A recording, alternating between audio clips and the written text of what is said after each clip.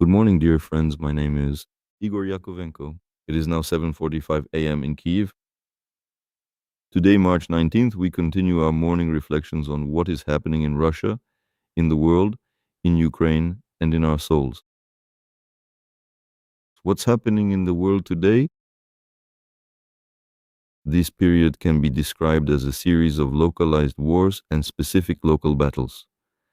These were conflicts that took place across a wide variety of scales and intensities. To begin, I will start by examining what can be referred to as the strategic battle for Iran. Furthermore, it is also worth noting that all these localized wars, to some extent, are in a state of feeding off one another constantly. That is, they actively support and reinforce one another. Undoubtedly, this is true for each and every war. It is a regional hotspot of tension which, through various complex geopolitical channels, is inevitably transmitted, impacting global stability and international relations to other wars and makes them stronger. That's the kind of mechanism of mutual ignition we're talking about. Let's try to analyze, including this very mechanism. So perhaps right now the world's attention is focused on the battle for Iran. And this is connected not so much and not only because the government of the United States of America is actively and directly involved in this battle, which of course significantly elevates the overall status of this war or this ongoing military conflict. Because everything that the United States of America is involved in acquires, but I would say it has such a global and far reaching character. And this is the truly enormous significance of this war. It is the reason why, undoubtedly at the expense of Ukraine, this war has now pushed aside the war in Ukraine in the eyes of the international community, even though that conflict is much larger in scale, significantly bloodier, more protracted, and I would say has a much more catastrophic and destructive impact. But the ongoing conflict currently unfolding in Iran, it is taking on a distinctly global character, in part because it directly affects the entire world economy. Through targeted strikes on critical oil and gas infrastructure and supply lines, and this is more or less clear. So it's perfectly understandable why this war has made the front page headlines of all the world's media outlets. So, what is happening in the battle for Iran? First of all, some serious activity has begun, not just protest activity inside the United States. It has started what I would call institutional reflection. We're talking about hearings that took place in the Senate. This meeting took place with the participation of the Director of National Intelligence, Tulsi Gabbard, the Director of the Federal Bureau of Investigation, Kash Patel, as well as various other high-ranking intelligence officers and heads of special services. The primary subject of discussion was the conflict in Iran, and naturally, the ongoing war in Ukraine was also addressed. Consequently, there was criticism, quite harsh criticism, of the leadership of the United States in connection with the war in Iran. So what is truly important here is not only the criticism itself, but also how this war is being assessed by the heads of the intelligence community, various specialized security services, the FBI, and so on.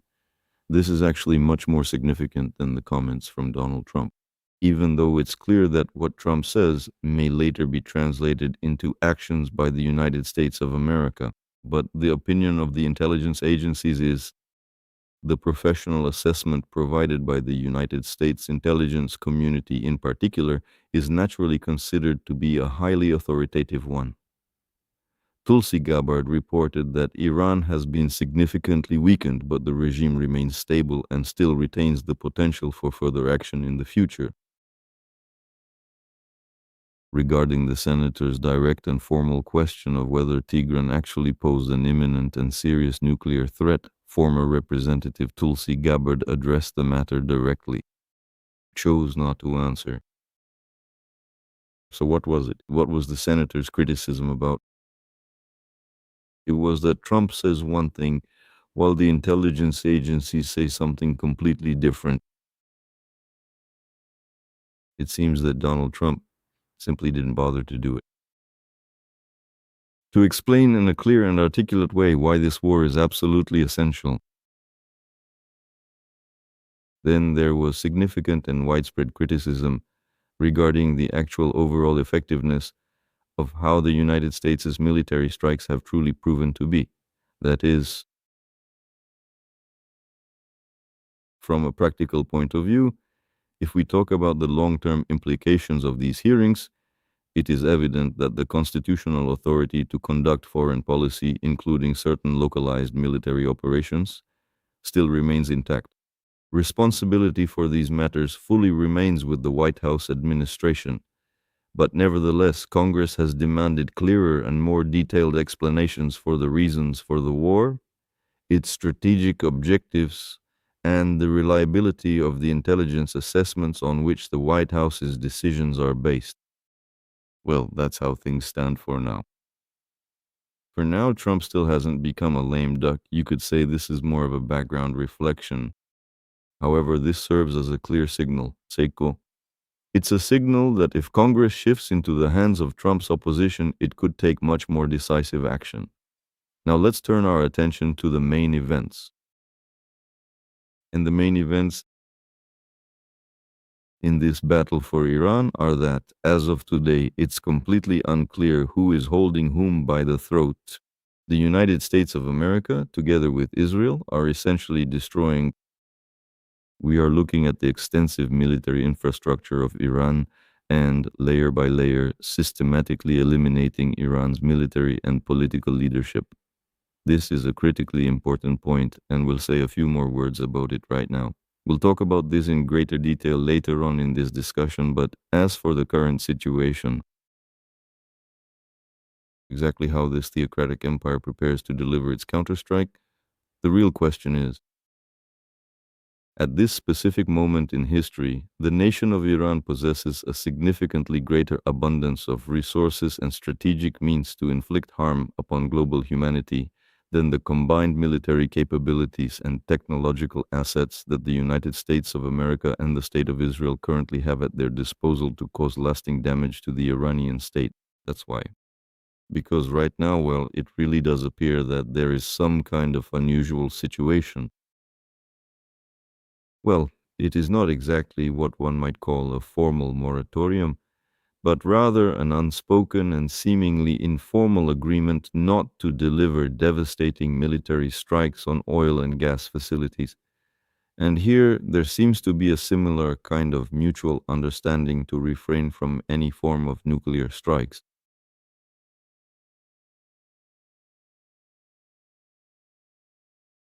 As is known, it does not possess nuclear weapons. Well, what does as is known mean? It's known because if they had them, they would have used them long ago. But Iran has a kind of surrogate for nuclear weapons, and this is really important, I think, to keep in mind, especially when we talk about when we look at this ongoing conflict between the United States of America and Israel on one side against Iran on the other. It often creates a very strong impression that, well, the truly immeasurable and simply completely incomparable strategic advantage held by this coalition of the United States and Israel over the nation of Iran makes the final outcome of this war seem absolutely and totally inevitable, almost as if there is no other possible alternative. Of course, this is largely due to having such an incredible advantage in air superiority, an incredible advantage in sheer military power, and in sophisticated intelligence data. We are also going to touch on this very important circumstance, this peculiar division of labor, in just a couple of minutes from now. In other words, this coalition has the United States of America and Iran, well, something like, so to speak, a dispersed manufactory. In other words, a very effective division of labor. And so, what can Iran counter with? Iran can counter with the destruction of oil and gas facilities and, in effect, bring the world to the brink of an energy catastrophe. Iran is capable of doing this. And so in response to Israel's strikes, Iran has threatened to destroy critical oil and gas facilities in Saudi Arabia. This threat applies not only to Saudi Arabia, but also to the United Arab Emirates, the state of Qatar, and practically every nation throughout the entire Middle East region. Is it possible for Iran to actually carry this out? I'm afraid it is. Moreover, consider that Israel chose to strike this specific field, a location that is partially owned by Iran. By launching this attack, Israel has targeted the largest natural gas field in the entire world, which escalates the stakes of the conflict.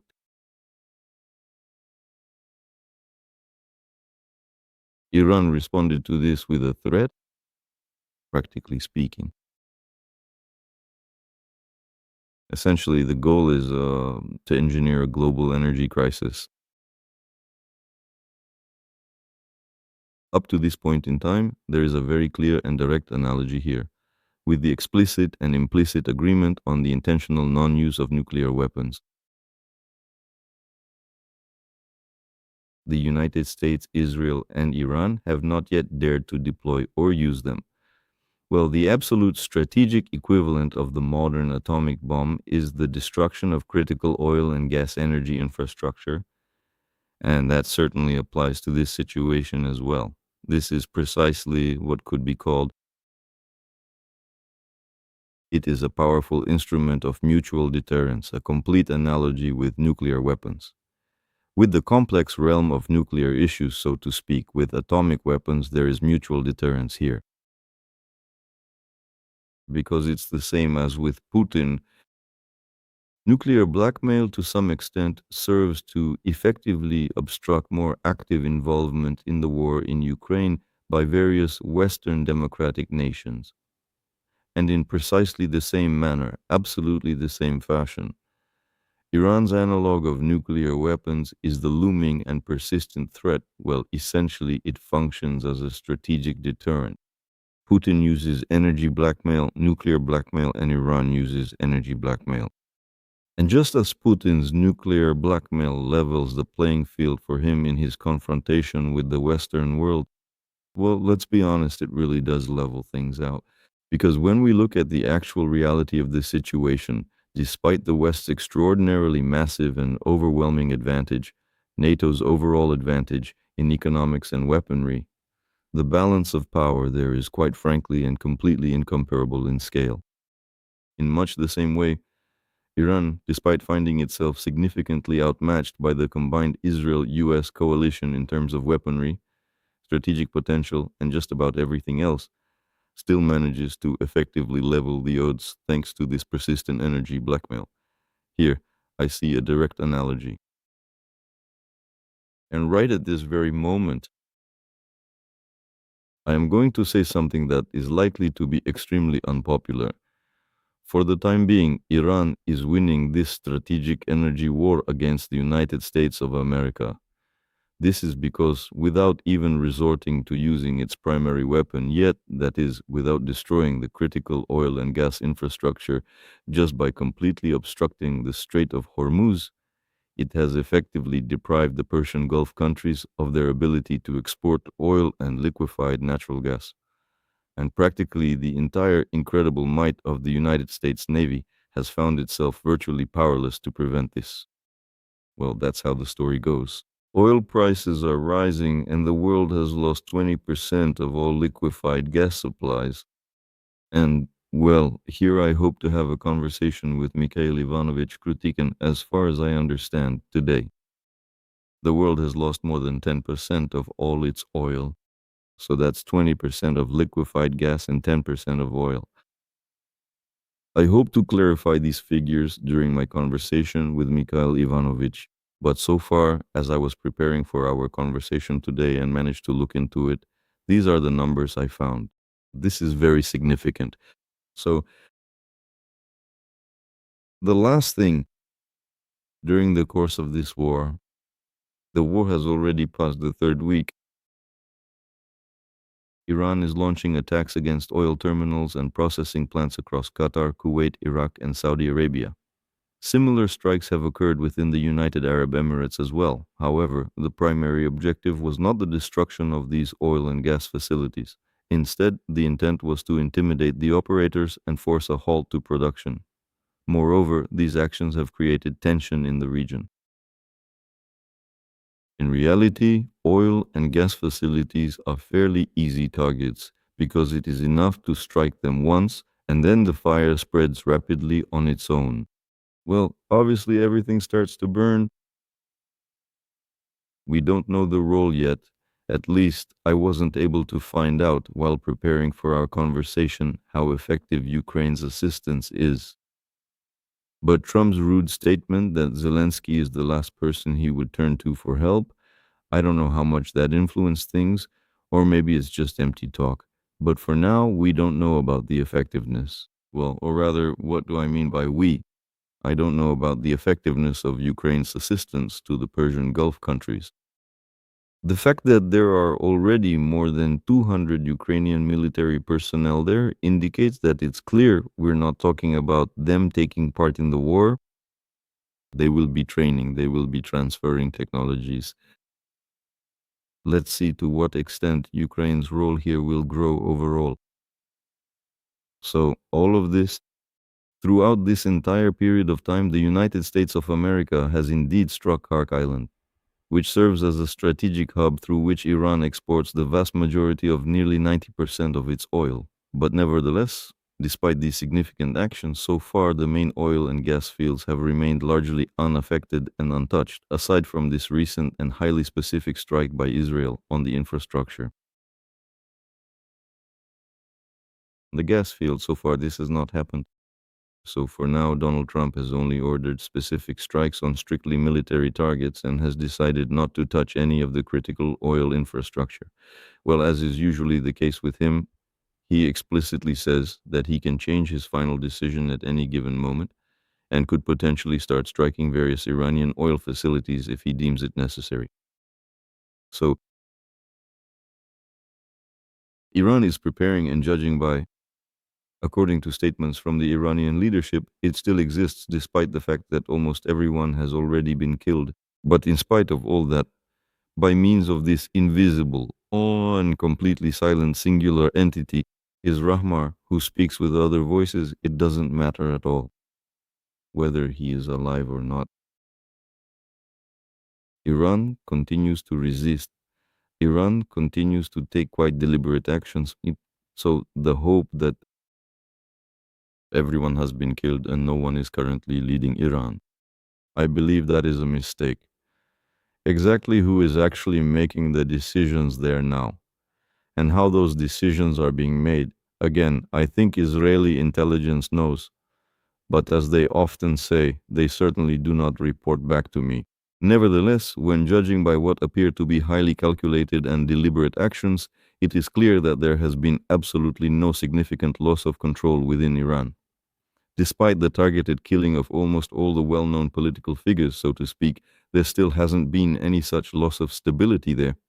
It is certainly not a total and absolute catastrophic breakdown in the management hierarchy as some might have expected. So that means, regarding the strike on South Pars, we are specifically talking about this massive offshore gas field, which is recognized as the largest of its kind in the entire world. It triggered an incredibly intense and sharp reaction from Iran, and, well, up until this point in time, it has not yet, so to speak, resulted in any kind of direct violation of the tacit agreement. Well, at the very least, it indicated that for now, it's still unclear who is really holding whom by the throat. In all likelihood, this sentiment is entirely mutual between both sides, and to a significant extent, this dynamic creates that very unpleasant and difficult parity in this ongoing war, which leads to a prolonged stalemate. If this conflict continues to drag on, it will certainly be to Iran's advantage. And this is extremely detrimental for all the other wars currently taking place on planet Earth. Because it is a bad thing. For Ukraine, it's good. For Putin, it's good. And for Orban, it's also good.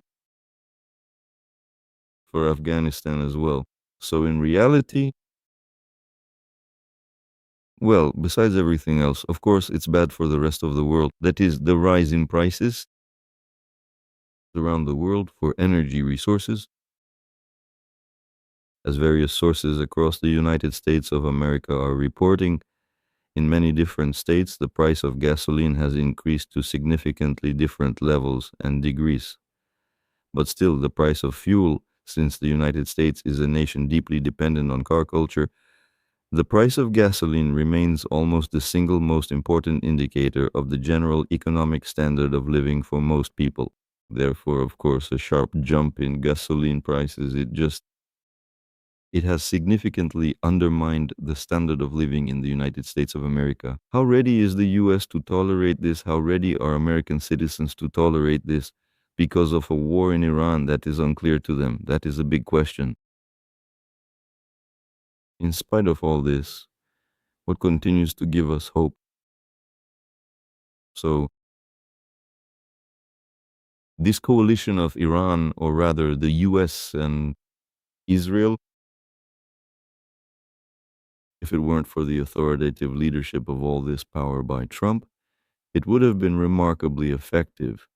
Most likely, it would have led to a complete success. The coalition is incredibly effective, and here's why. Because there is a division of labor. The United States destroys key military and industrial targets, while Israel strikes as well. So to speak, it strikes directly at the faces, meaning it destroys the internal structures of the regime. And it does this extremely effectively. That is literally, as far as I understand the situation, it happens almost on the very second day. After Israel entered this war, the supreme leader of Iran was killed, Ayatollah Ali Khamenei, already just on the second day. Israel launched targeted strikes, systematically dismantling layer after layer of the military commanders and political leaders of Iran. So they were responsible for killing senior IRGC commanders, various Basiji commanders, and other high-ranking officials. That is, moreover, they knew everything, saw everything. So these very IRGC and Basij commanders would gather at sports facilities. Did Israel see how these facilities were filling up? And they struck there. That is to say, the targeted elimination of Ali Larijani is, of course, a brilliant masterpiece of the Israeli intelligence services because he was a key figure discovered in a shelter on the outskirts of Tehran, and a missile strike was immediately carried out there. In exactly the same way, the commander of the Basij forces was neutralized and eliminated. He was immediately identified by intelligence and subsequently killed. So actually, right now, at this point, I can refer to a very detailed publication in the Ostrov journal. I will find it for you now and quote a few specific things from the text, because it is very interesting to see how Israeli intelligence works with the other commanders, practically with the mid-level commanders in the field. There was a formal statement from one of Israel's top leaders. I do not remember exactly who it was, but I think it was the Minister of Defense, I believe, who said that we are ready to eliminate the Islamic Revolutionary Guard Corps down to the rank of major. This is how they are handling it with these people. Just a second. Here it is. I want to emphasize this is a quote from the Wall Street Journal describing exactly how they operate. This presents a conversation between the commander of the Iranian police and a Mossad agent. Here is what that conversation looks like. Mossad agent. Naturally, in Farsi, he asks, "Can you hear me? We know everything about you. You are on our blacklist. We have all the information about you." The commander of the Iranian police responds, "Okay, go on." Mossad agent. I am calling you now to warn you in advance. You must take the side of your own people. If you do not, your fate will be exactly the same as your leaders. Do you hear me? So moving on. Well, honestly, I don't see any reason not to trust this publication because it really seems to be true. Then the commander, the Iranian military commander, replies, "Brother, I swear on the Holy Quran, I am not your enemy. I'm finished already. Just please help us out." Well, as far as I can tell, as far as I over there, some IRGC leaders might. For them to be so deeply frightened in this way raises a big question. I think that, after all, it was clearly and significantly underestimated, including by me in particular. I certainly can't say that I could have foreseen everything, of course not. And in particular, we must consider the intense religious fanaticism of Iran's top leadership. For example, I significantly underestimated the situation. I still held the belief that there were a much larger number of pragmatists among them. The idea of martyrdom, which is undoubtedly one of the fundamental and critical reasons for the regime's resilience, was something that I had clearly and deeply underestimated. However, it appears that when looking at the overall situation deep within the layers of Iran's military and administrative structures, there are still people who value their own lives and personal survival. This is a very important point to consider. What this means is that in reality, this situation is the strategic ability of holding a close friend by the throat largely depends on the overall effectiveness of Israeli intelligence. Right now, in my personal opinion, within this complex US-Israel pair, it truly seems to me that Israel is the one playing the primary leading role, and ultimately much more depends on the specific effectiveness of Israeli intelligence operations than on the entire weight of the diplomatic or military resources that are currently available to them. Combined might of the United States of America. Although, of course, these sledgehammer blows against Iran create a very convenient backdrop for the work of Israeli intelligence.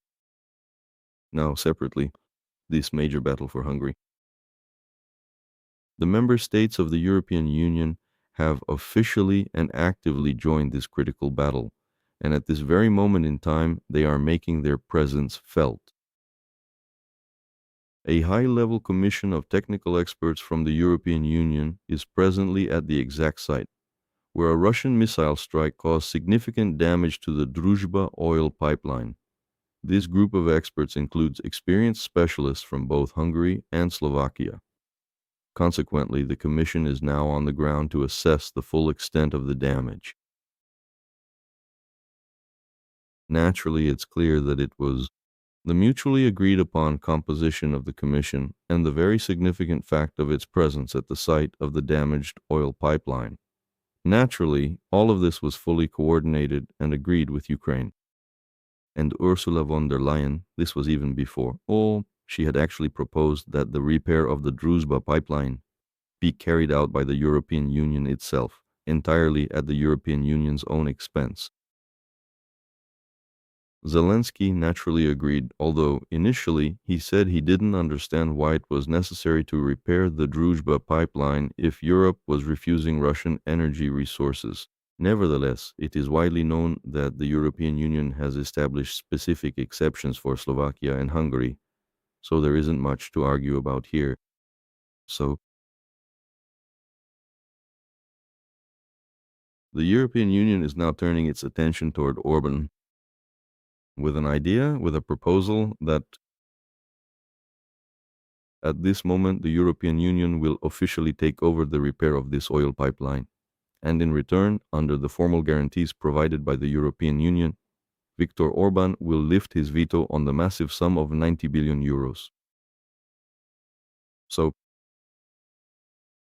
from what I have been able to gather regarding the situation, the upcoming meeting of the European Council is expected to be partially dedicated to discussing this specific matter as well, especially considering the reports that Viktor Orban has already been presented with a formal offer,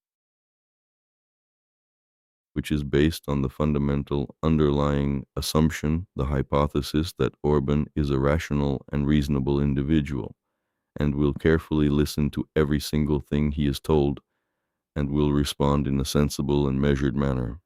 So I think that Orban, he is, of course, a reasonable person. That's undeniable, a rational person. But at the moment, he has completely different priorities.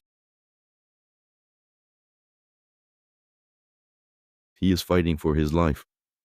Right now, he has, I would put it this way, a pre election controlled hysteria. That is to say, for him within the system. It's obvious. I'm not trying to do psychoanalysis or anything like that right now. It's just so completely obvious. What else can you possibly do here given the situation? With a sufficient degree of certainty. So for Orban, the clear priority right now is to win the elections.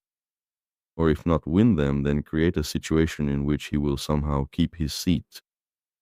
For him, it's a matter of survival. As for regarding relations with the European Union at the moment, he is not interested in them. The confrontation with Ukraine.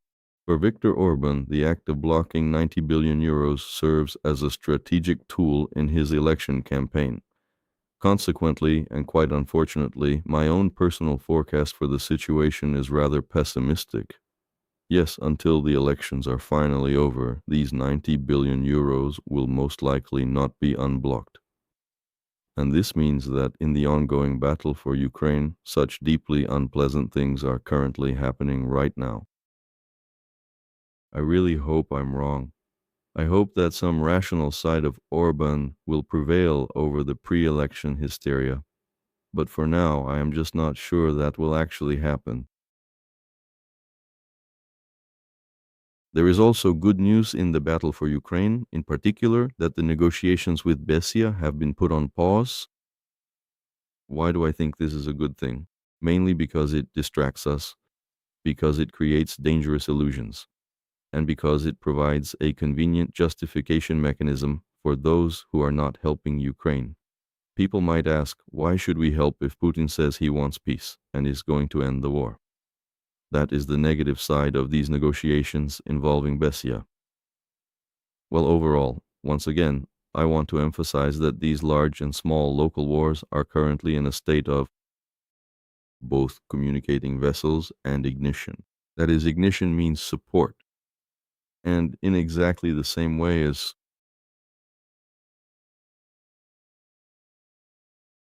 the ongoing conflict in Iran and the wider war across the Middle East both create favorable conditions for sustaining Vladimir Putin's war in Ukraine. In precisely the same way, all of these factors combined create favorable conditions for the likes of Orban. That is to say, these wars are fueling and igniting one another. And will this continue to escalate? Fire, these separate local fires merge into one global fire? I don't know. You see, the people who predict future events in this way, it seems to me to be significantly exaggerating. The striking similarity of the situation, that is, the various local conflicts that historically led to world wars, does not at all mean, nor does it imply, that these local conflicts will inevitably lead to a world war. Well, here, fortunately, history does not simply repeat itself. This notion of repetitiveness, the idea of repetition, is fundamentally mistaken. History does not repeat itself.